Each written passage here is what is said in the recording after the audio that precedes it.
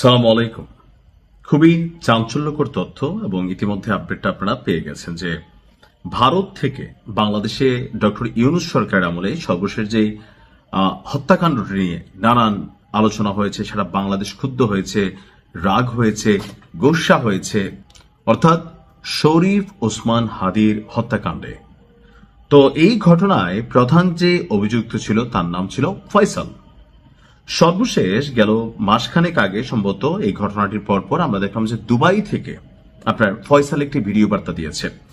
এমনকি ভিডিওতে সে দাবি করেছিল যে সে আসলে দুবাইয়ে আছে, আর কিভাবে সে এসেছে এই সম্পর্কে কিছু বক্তব্য দিয়েছিল, আর বলছিল যে ভাই এই ঘটনার মূল মাস্টারমাইন্ড আমি না, বা আমি ঘটনা ঘটাইনি, এটা সরকারি খাতা থেকে খরচ করা হয়েছে হাদিরে। তো যাই হোক, এই হাদির যিনি হত্যাকাণ্ডের অভিযুক্ত আছেন শুটার ফয়সাল করিম এবং তার সহযোগী আরেকজন আলমগীর, এই দুজনকে গ্রেফতার করা হয়েছে। তবে এই ক্ষেত্রে সম্পূর্ণ ক্রেডিটটা যায় ভারতের পশ্চিমবঙ্গের যে পুলিশ বাহিনী আছেন তাদের উপর।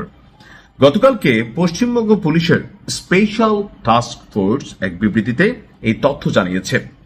বলা হচ্ছে যে গোপন সূত্রে এসটিএফ খবর পায় বাংলাদেশের চাঁদাবাজি, খুন সহ একাধিক গুরুতর অপরাধ করার পর দুইজন বাংলাদেশি নাগরিক আপনার দেশ থেকে পালিয়ে অবৈধভাবে ভারতে অনুপ্রবেশ করেছে।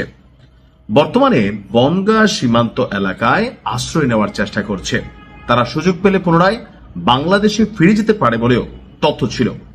এই তথ্যের ভিত্তিতে অভিযান চালায় পশ্চিমবঙ্গ পুলিশ, আর এই অভিযান চালিয়ে 7 মার্চ রাত এবং 8 মার্চ ভোরে মধ্যবর্তী সময়টাতে বনগাঁ এলাকা থেকে তাদেরকে আটক করা হয়।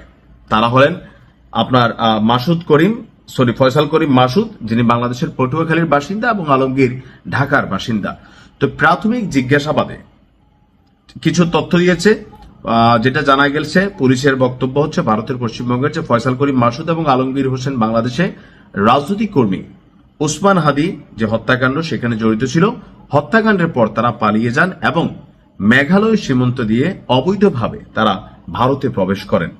পরে বিভিন্ন সময় ভারতের বিভিন্ন স্থান ঘুরে পশ্চিমবঙ্গের বনগাঁ এলাকায় আসেন এবং সেখান থেকে আবার বাংলাদেশে ফিরে যাওয়ারই পরিকল্পনা করছিল।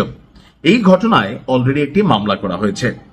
আটক দুজনকে সংশ্লিষ্ট আদালতে হাজির করার পর পুলিশ হেফাজতে পাঠানো হয়েছে। আদালত আটক 2 আসামির 14 দিনের রিমান্ড মঞ্জুর করেছে। বলা হচ্ছে যে গত 14 ডিসেম্বর আমরা যেই মূল এই ঘটনা দেখলাম, সারা বাংলাদেশ কাঁপলো। তো এরপরই আপনার পালিয়ে গিয়েছিল ময়মনসিংহ সীমান্ত দিয়ে। তারা দুজন কোন সীমান্তে পালাইছে?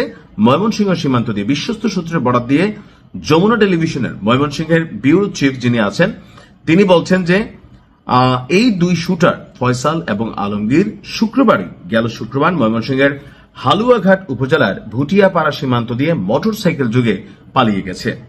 ঘটনার পরপর একটি প্রাইভেট কারে প্রথমে মিরপুর থেকে আশুলিয়া, পরে গাজীপুর হয়ে ময়মনসিংহে ঢুকেন। ময়মনসিংহে এসে সেই প্রাইভেট কার তারা আবার পাল্টে ফেলেন। তারা অন্য একটি প্রাইভেট কারে করে উপজেলার ধারা বাজার পেট্রোল পাম্পে পৌঁছান। সেখান থেকে স্থানীয় এক ব্যক্তি তাদের মোটরসাইকেল যোগে ভুটিয়াপাড়া সীমান্তে নিয়ে যায়। স্থানীয় ওই ব্যক্তিকে এখনো আটক করতে পারেনি পুলিশ। তবে সেই সীমান্ত এলাকায় অবস্থান করা অন্য যে 2 জন ছিল তাদেরকে পুলিশ আটক করেছে, তাদের কাছ থেকে তথ্য নিচ্ছে। তাদেরকে সীমান্ত পার করে ভারতে পাঠিয়ে দেওয়া হয়। পরে ভারত থেকে আরেকজন তাদেরকে রিসিভ করে নেয়। এখন তার কাছ থেকে আসলে কি স্টেটমেন্ট আসে সেটা শুনলে আমরা হয়তো আর একটু ক্লিয়ার হব। ভালো থাকুন।